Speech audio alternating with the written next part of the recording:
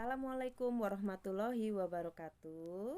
Selamat datang kepada siswa-siswi kelas 7 SMP Negeri 5 Randu Dongkal. Ya, bagaimana kabarnya? Semoga kita senantiasa selalu diberi kesehatan ya. Ya, sebelumnya saya perkenalkan terlebih dahulu karena ada suatu peribahasa, tak kenal maka tak sayang.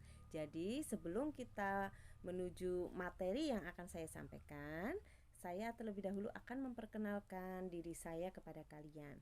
Perkenalkan, nama saya Ibu Puji Mulyani. Ya, di sini saya akan menyampaikan mengenai materi struktur kurikulum yang ada di SMP Negeri 5 Randu Dongkal. Ya, tentunya kalian di SD sudah mengamati pelajaran-pelajaran apa sih yang ada di SD, dan sekarang di SMP tentunya berbeda sekali pelajarannya dengan yang ada di SMP.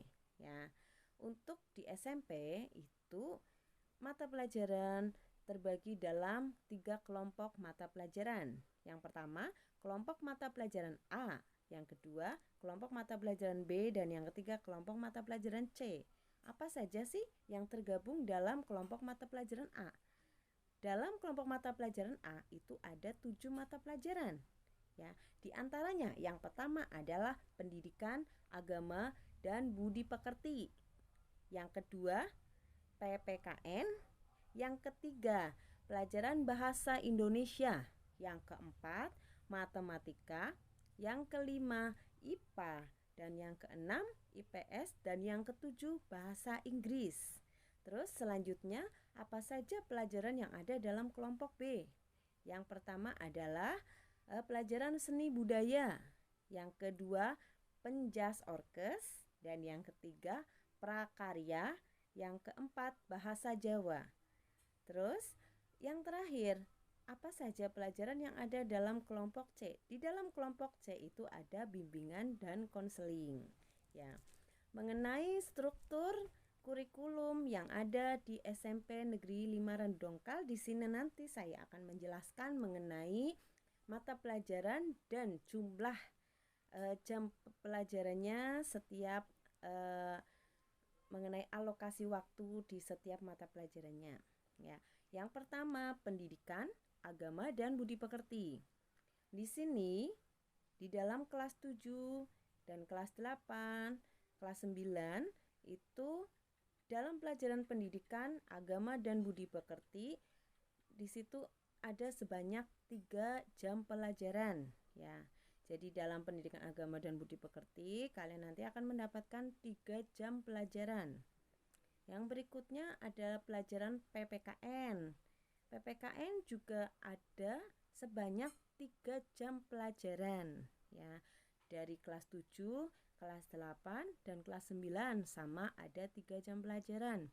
Dan untuk pelajaran bahasa Indonesia itu kalian akan mendapatkan 6 jam pembelajaran ya, baik kelas 7, kelas 8, dan kelas 9. Terus untuk pelajaran matematika kalian juga akan mendapatkan 5 jam pelajaran ya. Untuk pelajaran IPA ada sebanyak 5 jam pelajaran ya, baik untuk kelas 7, 8, dan 9. IPS ada sebanyak 4 jam pelajaran. Dan untuk bahasa Inggris itu ada sebanyak 4 jam pelajaran ya. Dan untuk kelompok B-nya seperti pelajaran seni budaya itu sebanyak 3 jam pelajaran ya, baik kelas 7, kelas 8 maupun kelas 9 ya. Untuk pelajaran penjas orkes juga ada sebanyak 3 jam pelajaran ya. Selain itu untuk prakarya itu ada 2 jam pelajaran ya, dan untuk bahasa Jawa itu juga ada 2 jam pelajaran ya. Dan di kelompok C ada bimbingan konseling. Untuk bimbingan konseling itu ada 1 jam pelajaran. Lah begitu mengenai struktur kurikulum dan alokasi waktu di dalam mata pelajaran yang ada di SMP ya. Semoga setelah kalian memahami mata pelajaran yang ada di SMP bisa menumbuhkan semangat kalian untuk belajar ya. Terus yang berikutnya di sini saya akan menjelaskan mengenai pelajaran seni budaya ya. Pelajaran seni budaya itu di SMP ada 2 aspek yang harus dikuasai ya. Karena apa? Karena untuk pelajaran seni budaya itu minimal dalam satuan pendidikan harus menyelenggarakan minimal 2 aspek dari 4 aspek yang disediakan ya. Di SMP Negeri 5 Randu Dongkal ini seni budaya mengambil aspek seni rupa dan seni musik. Sedangkan pada mata pelajaran prakarya mengambil aspek kerajinan dan aspek pengolahan ya. Karena untuk pelajaran IPA dan IPS itu tergabung. Berarti pelajaran yang ada di IPA itu seperti pelajaran biologi, fisika, kimia itu tergabung dalam mata pelajaran IPA terpadu ya. Begitu juga pelajaran geografi, sejarah, ekonomi itu juga tergabung dalam pelajaran IPS terpadu ya. Terus untuk selanjutnya saya akan menjelaskan mengenai pengembangan diri. Ya. Pengembangan diri adalah apa? Pengembangan diri adalah kegiatan yang bertujuan memberikan kesempatan kepada peserta didik untuk mengembangkan dan mengekspresikan diri sesuai dengan kebutuhan, bakat, minat, serta sesuai dengan kondisi sekolah ya. Pengembangan diri ini direalisasikan dalam berbagai bentuk kegiatan. Di antaranya yang pertama adalah bimbingan dan konseling BK. Di sini nanti kalian akan bertemu dengan saya ya di dalam bimbingan dan konseling. Yang kedua, kegiatan ekstrakurikuler yang meliputi apa saja sih? Ya, kegiatan ekstrakurikuler itu meliputi kegiatan melalui unit ekstrakurikuler ya. Yang kedua, kegiatan insidental kesiswaan. Dan yang ketiga adalah kegiatan pembiasaan mengaktualisasikan nilai. Dan yang keempat yaitu penguatan pembelajaran pendukung kegiatan ekstrakurikuler. Dan yang kelima adalah pembimbingan TIK ya.